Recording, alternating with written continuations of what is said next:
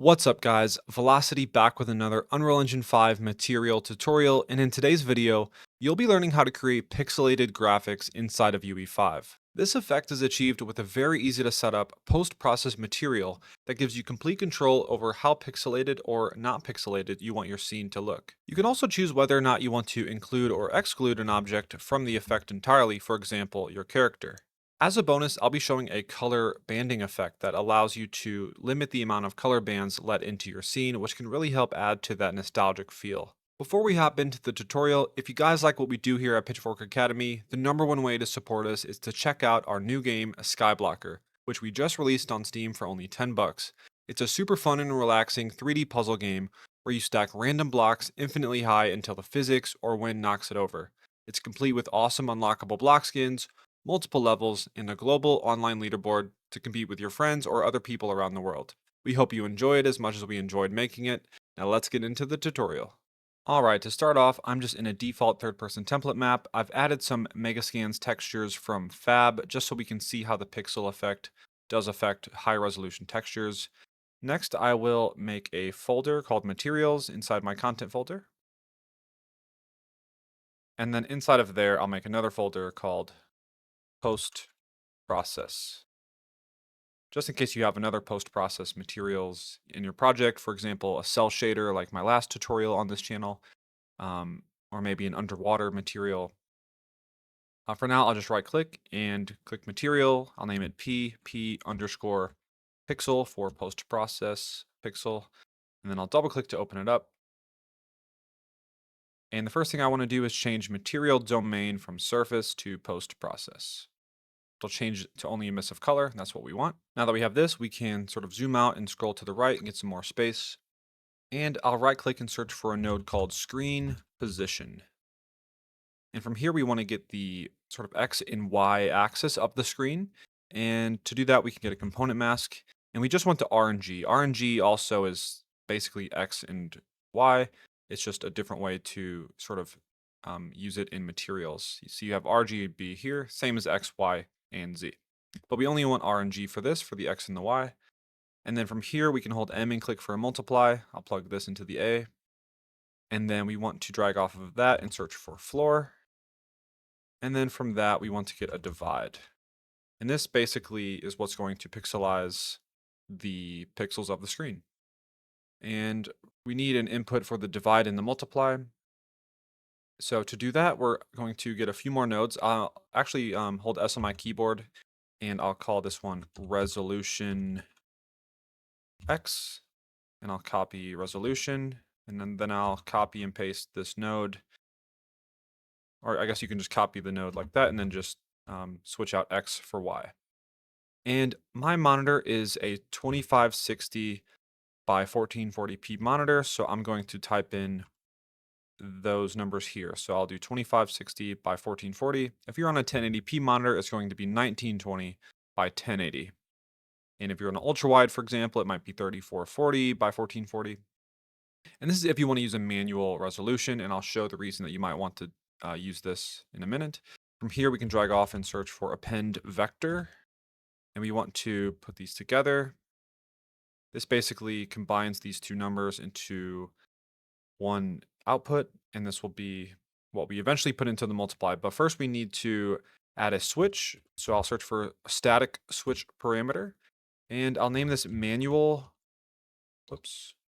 resolution question mark. So if we want to manually decide the resolution of our screen or how the effect should be adjusted from, we can select this to be true. But if not, we can set it to be false. In that case, we'll use a node called view size. This automatically gets the pixels of your screen, and it's pretty nice. But if you have the resolution lowered, it will then lower or sort of increase the pixel effect, and you might not want that. So this will let you sort of pick between the two different effects. From here, we need to get a divide, so I'll just copy and paste this one. I'll drag from manual resolution into the A, and then the B will be a scalar parameter called pixel count. This is just how you can control how pixelated the effect is. I'll drag that into there, and I'll set the default value to be 3. I found that's a decent value, and then we can mess around with that in a bit. I'll drag this divide into the multiply and this second divide here. So it should look like this. And then from here, off of the divide, we search for a scene texture node, and we change the scene texture ID from scene color to post process input 0. We're going to affect the UVs of basically our scene. And this is our scene. So this is our post process input 0. And we're literally affecting that by manipulating the UVs of the screen and sort of dividing it into smaller and smaller pixels. From here, we can select all of this, click C, and I'll just call this pixel effect, if I could spell. All right, and from here, we can begin adding an effect to exclude the objects that we don't want to affect it. But actually, real quick, we can visualize, if we drag this into the emissive color, you can see right away that we get this pixel effect on our sphere. I'm going to disconnect that and start to add some more nodes. So we need a lerp, so I'll hold L and click for that.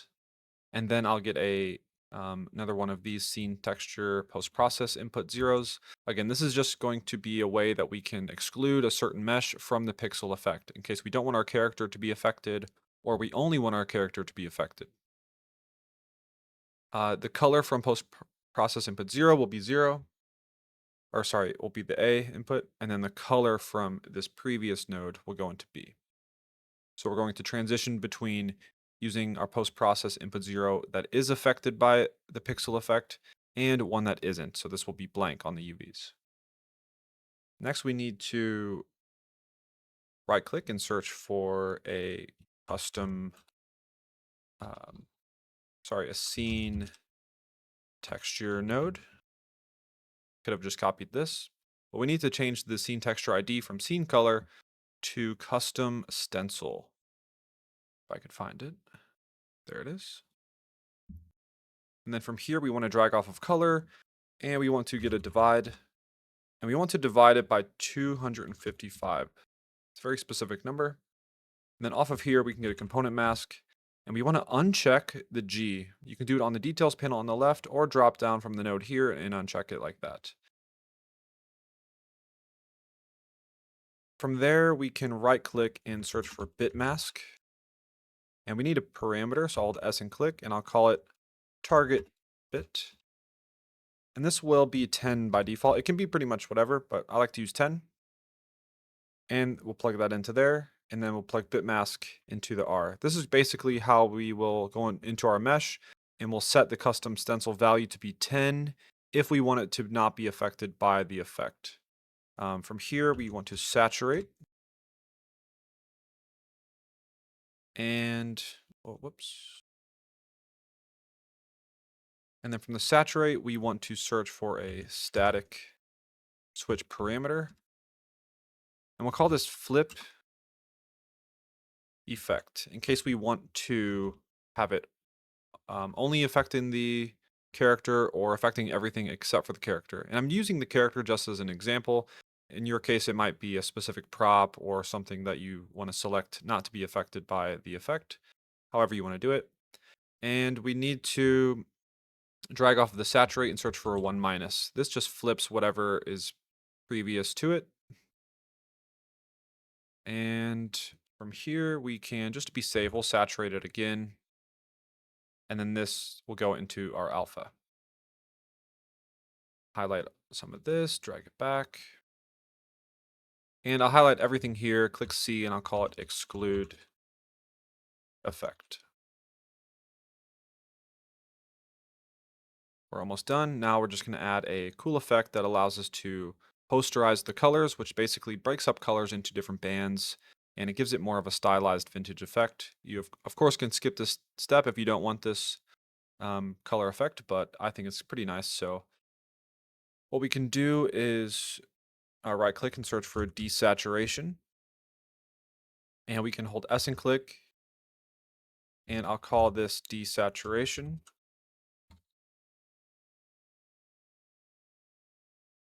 By default, I'll do 0.5. And then we need a lerp, so I'll hold L and click. And from the previous lerp, We want to drag this into the desaturation. And then I'll just double click here on this to reroute it and drag it up a little bit. And then this will go into the A of the lerp. Then I'll also double click here because we want to keep this nice and organized. The desaturation goes into the B of this lerp, and this parameter for desaturation goes into the alpha, not the fraction. We want to leave this fraction blank. From here, we want to get a multiply, and I'll plug the lerp into the A of that, and then drag off of that, and I'll get a floor, and then a divide. This is the exact same effect that we did for breaking the pixels up into smaller values, and it's how we're going to do the same thing with the colors. So I'll hold S and click for another parameter, and I'll call this colors. And the default value I'll set to be 16. You can, of course, raise or lower this depending on how you want it to look. This will go into B of multiply and B of divide. From here, we want to hold A and click for an add. And then this previous reroute node goes into A, and the divide goes into B. And then we want another control just to control the brightness of the entire effect. So I'll hold M for multiply, drag add into there, hold S and click, and I'll call this brightness. By default, if you just put the effect right in without doing this, it's a little too bright. So I like to lower it by adding this brightness control, and I set it to 0.6 by default. I just thought that was a decent value. You can, of course, play around with it. Okay, that's looking pretty good. We have everything there. Okay. I will highlight all of this, click C, and call it posterize colors. All right, one last thing we need to do is go back to the left, and we need to drag from this divide here into this custom stencil. I'll double click on this to make it a little bit cleaner. Basically, this is going to help improve the exclusion effect by also adding in the pixelated cubes into this part that we're sort of subtracting from the effect. Might seem confusing, but it does help. And I'll go ahead and save, close out. And the first thing that we need to do is go to our project settings. So I'll go to Edit, Project Settings, and search for Custom Depth. We need to enable this feature. So Custom Depth Stencil Pass, switch it from enabled to enabled with stencil. And then from here, we can right click on our material, create a material instance. I'll leave it that same name so it stays next to this one in the content browser to keep it organized. And then I'll go to my post-process volume. If you don't have one of these, just click this little cube with the plus, volumes, post-process volume, and then make sure that it says infinite extent unbound check to be true if you want it to cover the whole level automatically. But you don't have to do this if you want to position and scale this sort of pixel volume yourself. Maybe you want to enter it through a room and the whole screen turns pixelated. Then you would not want to check this, and you would want to scale the volume yourself. Next, we can search here in the post-process volume for material, and it looks like I already had one added to the element. I'll go ahead and just clear that to show how to add it. So now you just click plus here, and then choose, and then asset reference. And then from here, we can drag in our material instance. And right away, you can see that we get this sort of vintage pixelated effect. I'll go ahead and click play just to show that full screen. And as you can see, the whole sky is pixelated, the clouds, the characters, the textures. As you get closer, you can kind of see how that looks. And we also have that posterized color effect where it sort of bands the colors, which is a neat effect, but maybe it's not your thing. So we'll look at how to sort of disable that now. So I'll open up my material instance, make it a little bit bigger. And then we can turn on all these parameters. First, we can check brightness. So this just controls the overall brightness. So if I lower it from 0.6 to 0.2, you'll see that it's much darker, and then 0.9 or 1 gets much brighter. So I like 0.6 or 0.5. And then colors is how many color bands that we have. So if I lower it, you'll see that it gets sort of more colorful because it's letting in less color variation. Technically, it's only 7. And then if I lower it more and more, you can see that it begins looking really crazy.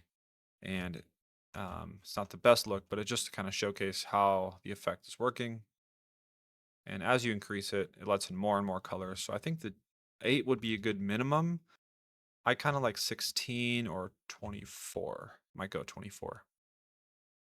And then desaturation is what it says. It basically desaturates the scene. If I set it to 0, it's going to be more colorful. And then 1 or 1.5 or 2 is going to make it more desaturated. I'll leave it at 0.5. I like that sort of slightly desaturated look.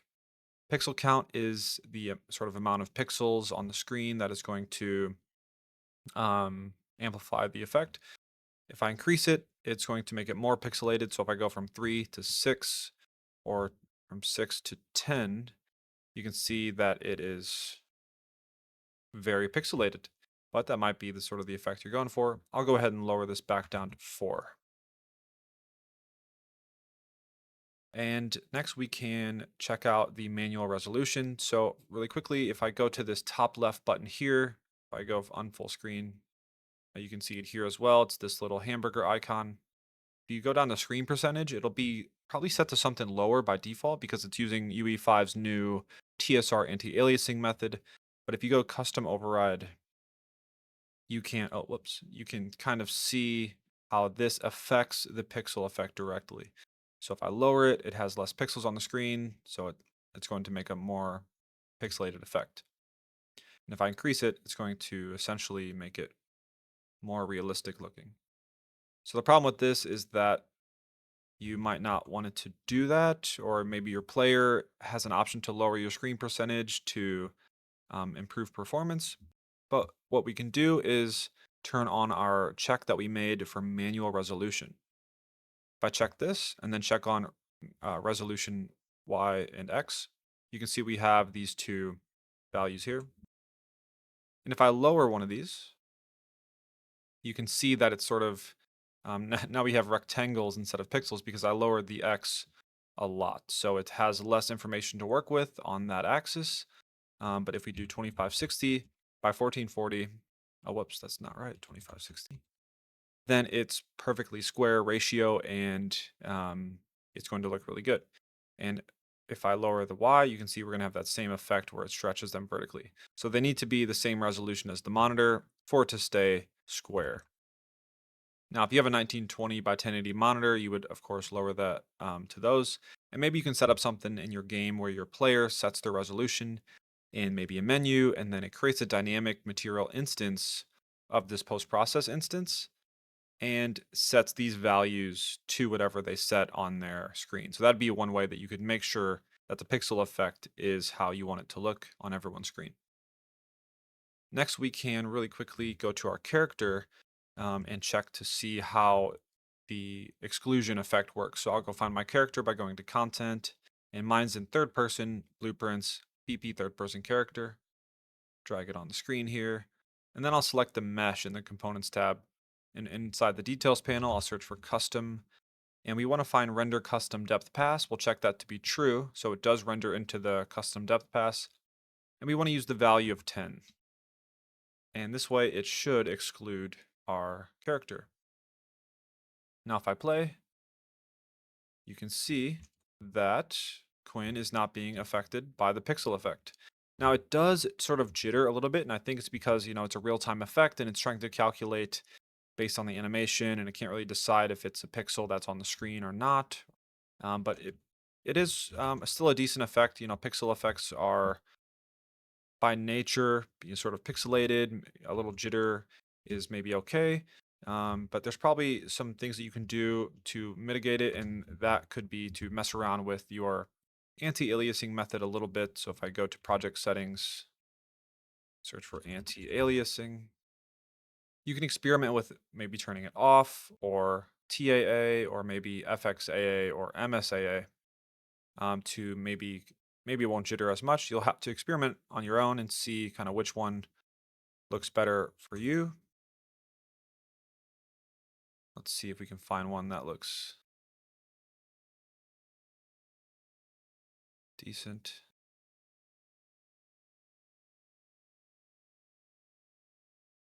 It's tough. I really do think TSR might be the best one, or TAA. For the rest of the environment, but for the character, it's really hard to tell. I think the jittering is just sort of the nature of the effect. but it doesn't look too bad. And we can also check it out how it looks to flip the effect. So if I go back to my material and I click flip effect, you'll notice that the environment doesn't have the pixel effect, but it does have that posterize effect, by the way. But you'll see now that only our character is pixelated, and we could sort of do even more pixels if we wanted, like this, and then we sort of warning effect, I guess you could call it, where only our pixel or only our character is pixelated. I'll go ahead and set this back to 3 or 5, and then I'll check flip effect back. So yeah, as you get closer to your textures, they will look a little bit high res, but they'll still be pixelated. And as you go farther away, they do become more pixelated. So it does look pretty nice on some landscapes, and it can be a good way to sort of mitigate your texture stretching effect. And really quickly, just to show if you didn't want to have the posterize effect included when you do turn on the custom stencil, you would just put this sort of before this. So it would go between this post-process input 0 and this B on the lerp. You would want to put all of this stuff in between here. And that way, when you check this effect thing and set your character to be a bit of 10, the posterize effect would also be removed. So I just personally like it to be always applied, so that's why I have it after the chain for the effect removal. Alright guys, that's going to do it for this video on how to create pixelated graphics inside of Unreal Engine 5 using a post-process material. If you guys learned absolutely anything at all, it would mean a great deal to us if you left a like on the video and subscribe to our channel, as it lets us know that you want to see more tutorials like this one. This has been Vylocity with Pitchfork Academy, and I'll see you in the next one.